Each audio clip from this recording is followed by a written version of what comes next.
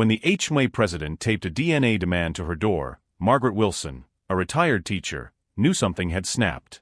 But what Patricia didn't expect was that Margaret's grandson was the district attorney, and he wasn't about to let his grandmother be humiliated without a fight.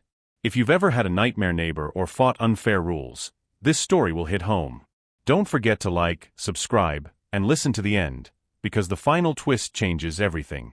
The pounding on the front door startled Margaret Wilson so badly that she nearly spilled her tea. She glanced at the clock, 7:30 a.m. on a Saturday. Frowning, she tightened the belt on her robe and shuffled toward the door. The shrill voice on the other side froze her mid-step. Margaret Wilson. Open this door immediately. There was no mistaking it. Patricia Drummond. President of the Oakage Estates HOA. Or, as most neighbors called her behind closed curtains, Karen. Margaret opened the door to find Patricia already halfway through her indignation. Dressed in her usual power suit and holding a manila folder, Patricia looked like she was preparing to declare war. Her voice was clipped, her posture rigid, and her lips pulled into a victorious smirk. "This is an official notice of violation," Patricia said, holding out a paper like it was a court summons. "You've been observed hosting unauthorized occupants at your residence over the past 3 weekends. As per Section 12, Paragraph 4 of the bylaws, all visitors must be pre-approved by the HOA board." Margaret blinked, adjusted her glasses, and accepted the paper with disbelief. "Unauthorized occupants? Those are my grandchildren, Patricia." Patricia crossed her arms. "We have no documentation confirming that. You'll need to provide proof of relation and fill out the visitor registration forms for anyone staying over 4 hours. It's for community safety." A short laugh escaped Margaret before she could stop it. "Everyone here knows Daniel and Emma. I've lived in this neighborhood for 20 years. "Rules are rules, Margaret," Patricia replied smugly. "Without documentation, I'll have to issue daily fines starting Monday. Oh, and we'll need DNA confirmation. The board suspects they might be renters, which would violate our single-family ordinance." As Patricia turned and marched off, Margaret called after her. "You know, Daniel might have something to say about this." Patricia waved her hand without turning around. "Save it for the hearing." She had no idea that Daniel wasn't just a grandson. He was Daniel Wilson, the county's district attorney. Margaret closed the door, her hands trembling, not with fear but fury. After 2 decades in Oakage Estates, after baking cookies for block parties and chairing garden committees, this was her reward? Humiliation by a power-hungry newcomer? When she first moved here, it was to retire in peace. A cozy 3-bedroom, a garden filled with tomatoes and herbs, and her cherished sunroom where she read through every season. Visits from her grandchildren were the joy of her week. Daniel, despite his demanding job, came by often. Emma, 17 and tech-savvy, helped Margaret navigate modern gadgets and talked about music and school trends with a warmth that lit up the house. But all that tranquility had started to vanish the moment Patricia moved in 3 years ago. Within months, she'd run for HOA president on a vague promise to restore property values. What followed was a reign of rulebook tyranny, measuring grass height, dictating trash can visibility, and issuing fines for mailbox colors. Most neighbors grumbled and complied. Margaret had managed to stay under the radar. Until now. The following Monday, Margaret found another notice taped to her door. This one came with a new level of absurdity, a form titled Application for Family Member Visitation Privileges. She sat at her kitchen table, squinting at the list of requirements: full names, birth dates, documented relation, vehicle registration, and a proposed visitation schedule to be approved by the HOA board. Approved. For family. She picked up the phone and called Daniel, trying to sound calm. "It's getting out of hand. She wants me to register my own grandchildren like overnight guests at a hotel." "Don't fill out anything," Daniel said firmly. "I'll check what the bylaws actually say." "This sounds like a complete overreach." But Patricia wasn't done. By Wednesday, Margaret received another notice, this one announcing a $50 daily fine for non-compliance. On Friday, a certified letter arrived demanding she appear at the next HOA board meeting to address the alleged violations. Margaret decided to attend the weekend garden committee meeting instead, hoping to find support, or at least understanding. Neighbors gathered around the folding chairs with their usual coffee mugs and tired smiles.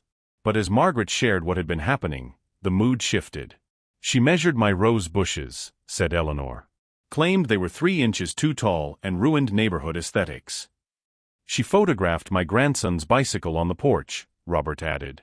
Called it unsightly equipment and cited me for improper storage. Margaret sighed. She's targeting me. I'm sure of it. Janice, the neighborhood's longest residing homeowner, leaned forward. Margaret, she can't control who visits you. That is nowhere in the bylaw. I know, Margaret said, but she's twisting everything to make it look like I'm violating rules. Then came Tuesday. Margaret returned from grocery shopping, arms full, only to freeze in place at the sight of a large notice taped to her front door. Her breath caught. Final notice, requirement for biological verification of familial relation. The letter was on HNA letterhead, complete with Patricia's signature. It demanded DNA evidence for anyone claiming to be her family. The document cited community integrity and compliance with single-family dwelling regulations as justification. It warned of fines up to $500 per violation and hinted at residential censure. Margaret's face flushed with humiliation. Her neighbor Wayne was watering his lawn, pausing to glance at the notice. She ripped it down en shaking at pounding. This wasn't just intrusive. This was harassment. Personnel. Public. Indolente. That evening, she scanned all the documents and emailed them to Daniel. His reply came almost immediately. I'm coming over tomorrow. Don't worry, Grandma. He arrived the next morning, not in his usual jeans and sweater, but in a charcoal gray suit with a leather briefcase. He looked every bit the district attorney Margaret had seen on the evening news, dismantling criminal schemes in courtrooms with calm authority. They sat at her kitchen table as Daniel flipped through the notices. This isn't just HOA abuse, he said. It's harassment. Possibly discrimination based on family status. And if she's misrepresenting the bylaws, that's fraud. He pulled out a printed letter and placed it in front of her. This is a cease and desist. I've outlined each legal violation. I've also begun a review of the HNA's tax status and legal authority. But before we move forward, we're attending tonight's HOA meeting, together. Margaret nodded slowly, heart swelling with a mixture of relief and rising courage. She wasn't just a target anymore. She was going to be heard, and not alone. The community center buzzed with low conversation as residents trickled in for the monthly HOA meeting. Folding chairs lined the room in neat rows, while a long table at the front bore nameplates and a microphone for each board member. Patricia Drummond sat at the center, surrounded by her loyal inner circle, papers arranged in a tidy fan. She adjusted her blazer and tapped the microphone with performative precision. The April meeting of the Oakage Estates Homeowners Association will now come to order, she announced, voice crisp and self-assured. Margaret and Daniel had arrived 10 minutes early, taking seats near the front. Several neighbors glanced over, eyes widening as they recognized Daniel. Even those who didn't know him personally had seen his face on TV. At just 38, he was already making waves as the youngest district attorney in county history. He had a reputation for taking down corruption and never backing away from a fight. Patricia scanned her agenda, clearly eager to move on to standard business. Before we begin official items, we have time for resident concerns. First on the list, Margaret Wilson. Margaret stood, but before she could speak, Daniel rose beside her. His voice cut clean through the room, strong and calm. Actually, he said, I'll be speaking on behalf of my grandmother. A hush fell over the audience. Patricia blinked, her polished facade faltering for just a moment. And you are? Daniel Wilson. District Attorney for Westland County. And more relevant here, Margaret Wilson's grandson. The same individual your board has labeled an unauthorized occupant. Whisper rippled through the crowd. Patricia's face flushed a deep shade of red, but she recovered quickly. Mr. Wilson, while we appreciate your presence, this is a private matter.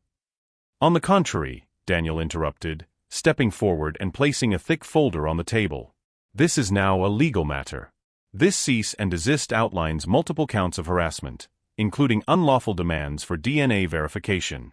Your actions lack any basis in the HOA bylaws or state law. Patricia's eyes flicked to the papers. There appears to be a misunderstanding. We're simply enforcing occupancy regulations. Daniel remained composed. I've reviewed your bylaws in full. Nowhere do they authorize the board to regulate family visitation, demand proof of biological relation, or fine homeowners for hosting family members. Several so-called regulations you've cited appear to have been added without homeowner vote, violating both your own charter and state law. Murmurs turned to gasps. One board member leaned in to whisper something to Patricia, who dismissed him with a flick of her hand. And further, Daniel added, addressing the room, I've initiated an investigation into potential discrimination against elderly residents. Targeting someone for having weekend visits from grandchildren is not only unethical, it may be criminal. Patricia's voice tightened. This is absurd. We are maintaining community standards. You're demanding DNA tests from an elderly woman's grandchildren, Daniel replied evenly. That's not a standard, it's harassment. The room erupted. Residents whispered, pointed, nodded in agreement. Patricia scanned her board for support, but none met her eyes. Finally, Jim, one of the quieter board members, spoke up. I move that we immediately suspend all visitor regulations pending legal review. I second that, another board member said quickly. Patricia looked as if the floor had dropped beneath her. You can't be serious. I'm very serious, Daniel replied. And if this behavior continues, the legal consequences will escalate. The tension in the room thickened. Patricia's lips thinned as she tried to regain control. I've done nothing wrong, she said, her voice sharp and defensive. All I've ever tried to do is protect the property values and integrity of Oakage Estates. Daniel didn't flinch. What destroys community integrity is fear, intimidation, and unlawful policies. What harms property value is a reputation for harassment, not a child's bicycle on a porch or a grandmother visited by her family. Jim cleared his throat again. Madam President, I also think it's time we discuss temporary leadership changes while this matter is under investigation. I object. Patricia snapped. You roll turnin on me after everything I've done. Daniel opened his briefcase once more. For the record, we've compiled all the communications sent to my grandmother, every warning, fine, and threat, along with timestamps and copies of your HOA bylaws. This documentation will be submitted to the county prosecutor's office as part of the formal investigation. Patricia's composure craqued. You have no idea what you're doing. Without firm leadership, this neighborhood will fall apart. No, Daniel said calmly. It will heal. Residents began standing, one by one, sharing their own stories of Patricia's heavy-handed rule. One woman described being cited for her holiday lights being up past January 3rd. A man in the back described Patricia photographing his backyard from behind a hedge to document a hammock she deemed non-conforming. The floodgates had opened. The board voted quickly and unanimously to suspend all active fines and violations pending a legal review. Patricia was placed on administrative leave effective immediately. Her shoulders sagged as she realized what had just happened. After the meeting, she cornered Daniel near the exit, her voice low but venomous. You've made a huge mistake. I was the only one keeping this place from falling into chaos. Daniel met her gaze. Then perhaps chaos is better than tyranny. He escorted Margaret out into the cool evening air. She looked up at him, pride and gratitude swimming in her eyes. Thank you, Daniel. You don't ever have to thank me, he replied.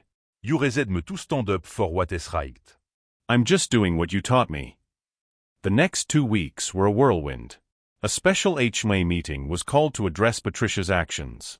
The board, after reviewing all submitted documentation and listening to multiple resident testimonies, voted unanimously to remove her from office. The county investigation concluded that Patricia had issued over 300 violation notices in 6 months, many of them for non-existent infractions or invented rules. Several notices were found to have been altered after being printed, and she had signed multiple documents without full board approval. She was ordered to pay $25,000 in restitution to a community legal defense fund. Additionally, she was banned from holding any HOA leadership role in the county for the next 5 years. When the decision was read aloud, Patricia stood pale and shaking. This is a conspiracy, she hissed. You'll all regret this. Security calmly guided her from the community center as her former supporters looked away in silence. The door of the community center clicked shut behind Patricia, and the room seemed to exhale. For the first time in months, the residents of Oakage Estates felt something unfamiliar: relief. Margaret sat quietly among them, hands folded in her lap, her expression a mixture of disbelief and vindication. Around her, neighbors murmured words of support and apology, some even offering embraces. It wasn't just about her anymore. Patricia had ruled with fear, but her downfall reminded them that no title, not even HOA president, could place someone above accountability. Later that evening, Margaret returned home. The sun had dipped low behind the rooftops, casting long golden shadows across her modest garden. The same garden Patricia once eyed with veiled contempt now looked like a sanctuary again. She paused at her gate, breathing in the scent of tomato vines and damp earth. For the first time in weeks, her hand didn't tremble as she unlocked her door. That weekend, Daniel and Emma arrived as usual, this time without fear of judgment or consequences.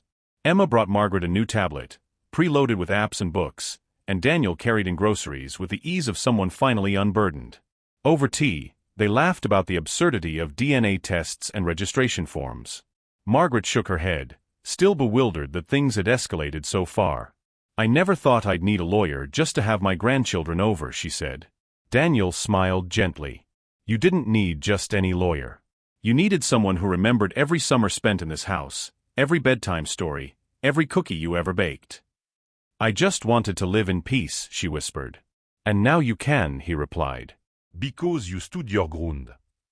The following month, the HOA board held an open meeting inviting community members to propose revisions to the bylaws. Real conversations took place.